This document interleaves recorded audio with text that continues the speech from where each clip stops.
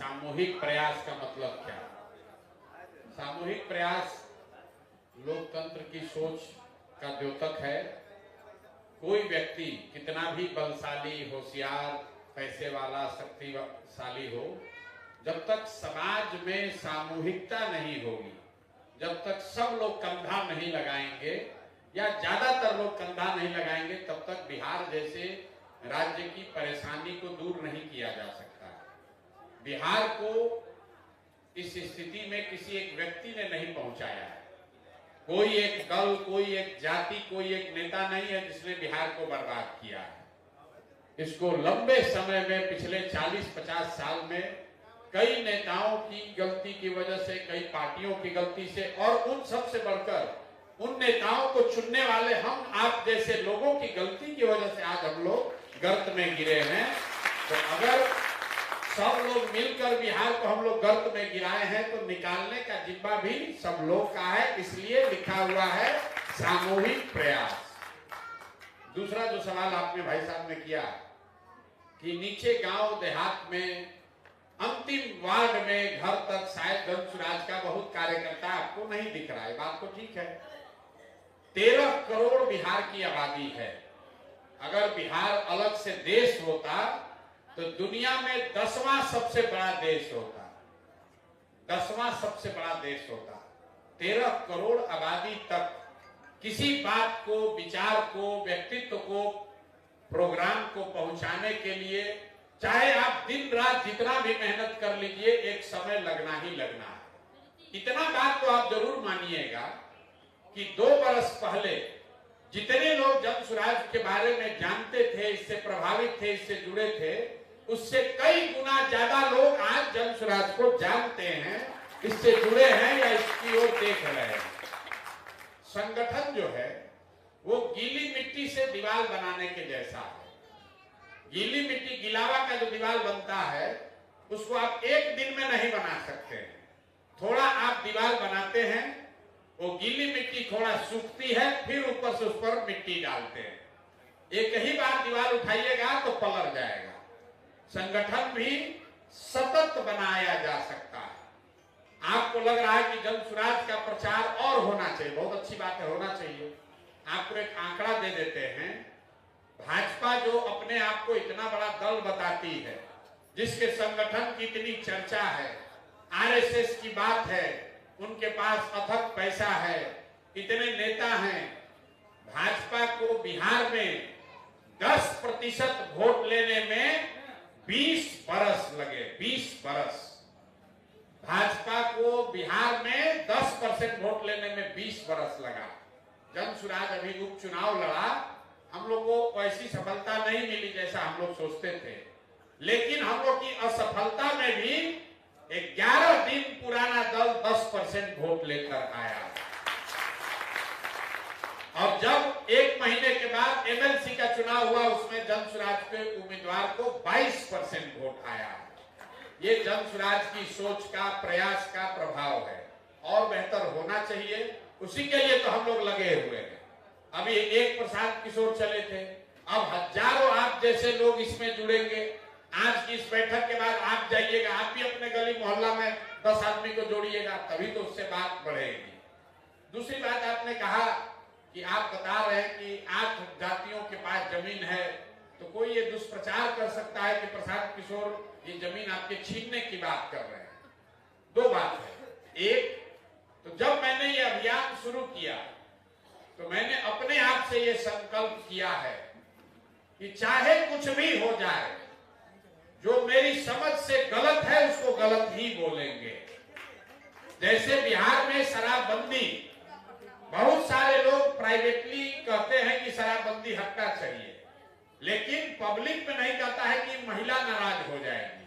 लेकिन हम लोग दावा करके सामने ठोक कर कह रहे हैं कि शराबबंदी समाज के हक में नहीं है, क्योंकि शराबबंदी यहाँ ना लागू है, ना लागू किया जा सकता है। जो भूमि की बात है, आप पहले व्यक्ति नहीं है। बहुत लोगों ने कहा कि भूमि सुधार की आप बात कर रहे हैं, तो जिन समाज के वर्गों के पास जमीन है वो आपसे नाराज होगा। यही डर है कि सामाजिक न्याय की बात करने वाले लालू यादव ने नीतीश कुमार ने आज तक बिहार में भूमि सुधार का बात नहीं किया, लेकिन हम लोग कर रहे हैं। आपको समझने की बात है, अगर भूमि सुधार लागू होगा तो जिसका जमीन है उसको भी लाभ है, क्योंकि आज आपके पास पेपर पर जमीन है, उसका मालिकाना हक नहीं है।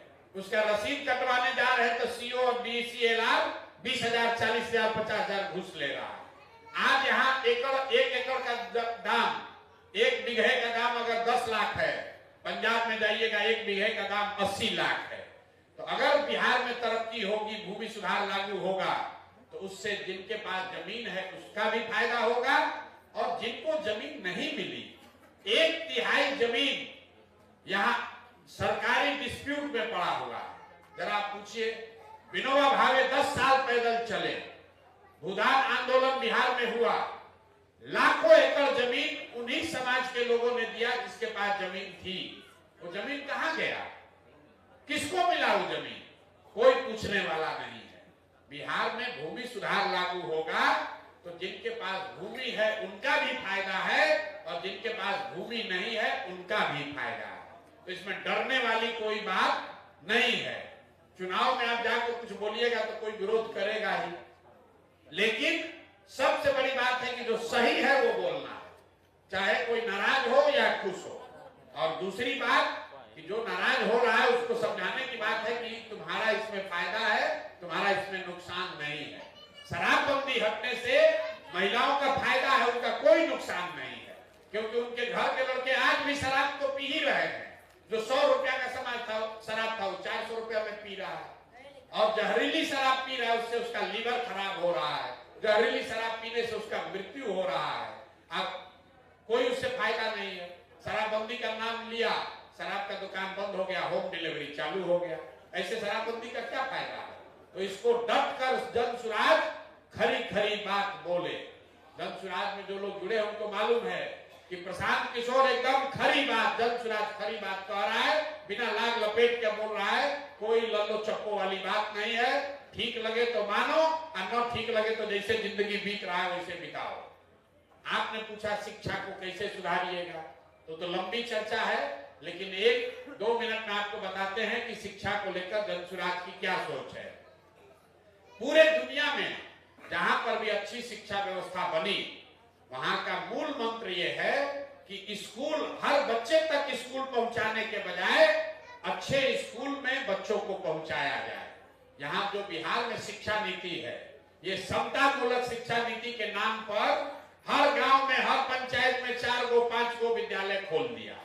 विद्यालय नहीं खुला, विद्यालय के नाम पर बिल्डिंग बना दिया। तो नतीजा क्या है? जहां बिल्डिंग है, गुलाबी रंग का रंगा हुआ है, वहां पर पढ़ाने वाला शिक्षक नहीं है। जहां शिक्षक है वहां बिल्डिंग नहीं है।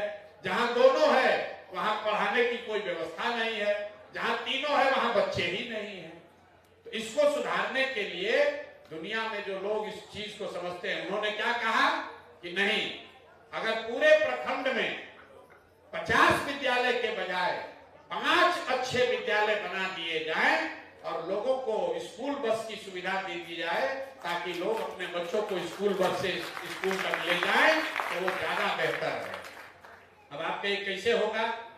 इसी बिहार में नेतरहाट का नाम आप सुने होंगे, आप शिक्षक हैं। नेतरहाट सरकारी विद्यालय था। इसी बिहार में नेतरहाट, एक नेतरहाट से 1500 से ज्यादा IAS IPS बने हैं, एक विद्यालय से। आप जरा समझिए कि अगर हर प्रखंड में एक भी नेतरहाट होता तो बिहार में कितने बच्चों का, कितने परिवार का जीवन सुधर जाता। तो जनसुराज की सोच ये है कि हर साल एक प्रखंड में, हर प्रखंड में एक विद्यालय को नेतरहाट के स्तर का बनाया जाए। क्यों एक विद्यालय? क्योंकि उतना ही पैसा है। अगर हर प्रखंड में एक विद्यालय को नेतरहाट जैसा बनाना हो तो बिहार में 15 से 20 हजार करोड़ रुपया खर्चा लगेगा। तो हम लोग की सोच ये है कि हर साल प्रखंड के स्तर पर एक विद्यालय को नेतरहाट के स्तर का बनाया जाए। तब, और जब तक दूसरे विद्यालय, दूसरे बच्चे कहाँ जाएंगे? तो घोषणा की गई कि जब तक सरकारी विद्यालय नहीं सुधरेगा तब तक आप अपने बच्चे को प्राइवेट स्कूल में भेजिए, उसका फीस सरकार की ओर से दिया जाएगा। और अगले 5 वर्ष में अगर हर वर्ष आप एक विद्यालय भी सुधारते हैं तो 5 वर्ष में हर प्रखंड में 5 को बढ़िया विद्यालय बन जाएगा। आप जरा बताइए, शहर में आप रहते हैं, विद्यालय आपके घर के बगल में नहीं है, आपका बच्चा कैसे जाता है? स्कूल बस से जाता है। अगर आपको मालूम है कि 5 किलोमीटर दूर एक बढ़िया विद्यालय है, अपने बच्चे को कंधा पर बैठा के ले जाइएगा, साइकिल पर ले जाइएगा, बजाय इसके कि आपके घर के बगल में विद्यालय, वहां पढ़ाई नहीं हो रहा, खिचड़ी खिलाया, घरे भेज दिया।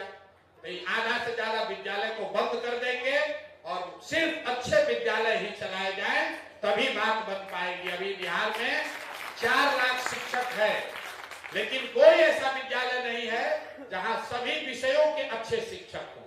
लेकिन अगर पंचायत के स्तर पर 6 विद्यालय के शिक्षकों को इकट्ठा कर दीजिए तो कम से कम एक विद्यालय जरूर ऐसा हो जाएगा जहां सभी विषयों की अच्छी पढ़ाई हो सकती है। यही जन सुराज के शिक्षा सुधार के मूल में है कि अच्छे विद्यालय, हर विद्यालय को बच्चे तक पहुंचाने के बजाय अच्छा विद्यालय बनाइए और बच्चों को स्कूल बस के माध्यम से वहां पहुंचाइए, तभी शिक्षक वहां रहेगा। नहीं तो हर गांव में खोल दीजिएगा विद्यालय, मान लीजिए विद्यालय खोल भी दिए, तो भी टीचर वहां रहेगा कैसे? उसको तो रहने का जगह नहीं है। टीचर का बच्चा बीमार पड़ेगा तो वो कहां जाएगा? वहां तो अस्पताल नहीं है। इसीलिए दुनिया भर में ऐसा बनाया गया है कि हर गांव में अस्पताल हो या न हो, हर विद्यालय में, हर गांव में विद्यालय हो या न हो, 4, 5, 7, 10 जगह पर हो जहां लोग पहुंच सके, उनको पहुंचने की सुविधा दे दी जाए। अगर अस्पताल हो, थोड़ी दूरी पर भी हो और एम्बुलेंस की सुविधा रहे तो गांव से लोग वहां पहुंच सकते हैं। और हर गांव में जाइएगा खोलने अस्पताल तो कभी खुलेगा ही नहीं, वो खाली उसमें भैंस या बकरी बैठेगी, कभी उससे खुलने वाला नहीं।